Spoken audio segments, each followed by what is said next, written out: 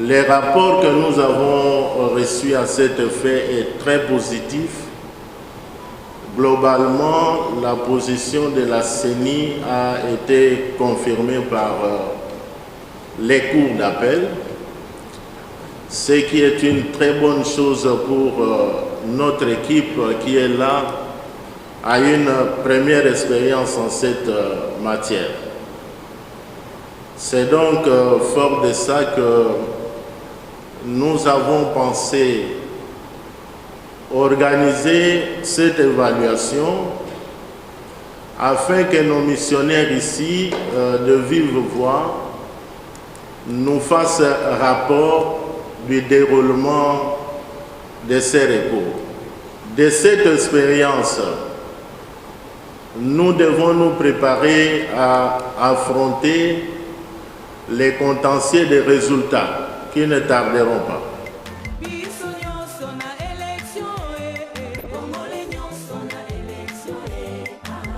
Donc, j'ai suivi les contentieux dans les différentes provinces et j'ai pu constater la qualité du travail que vous avez abattu. Donc je ne peux que vous remercier parce qu'avec ça, vous avez contribué à redorer sans nul doute l'image de la CENI. Il ressort des statistiques en ma possession que 47 recours en contestation des candidatures ont été introduits devant les différentes cours d'appel. À l'issue des dits contentieux, donc comme je l'ai dit, il y en avait 47, 44 recours ont été rejetés par les cours, soit un taux de 93 ou 93%, en confirmant la décision de la CENI, pendant que seuls 3 ont été reçus et les candidats réhabilités, ce qui représente un taux de plus ou moins 6%.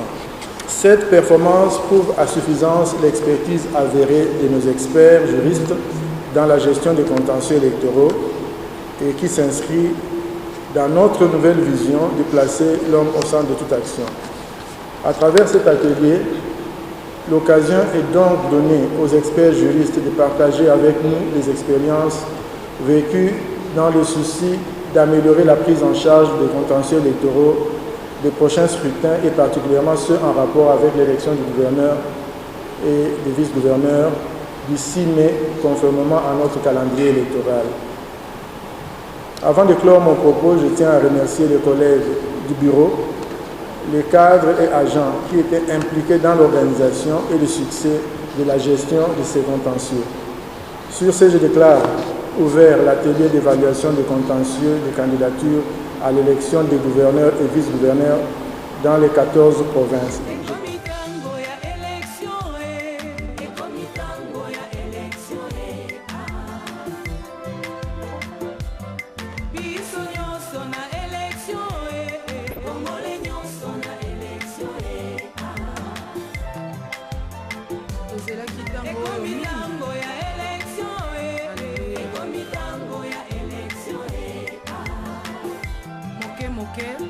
Malé, malé,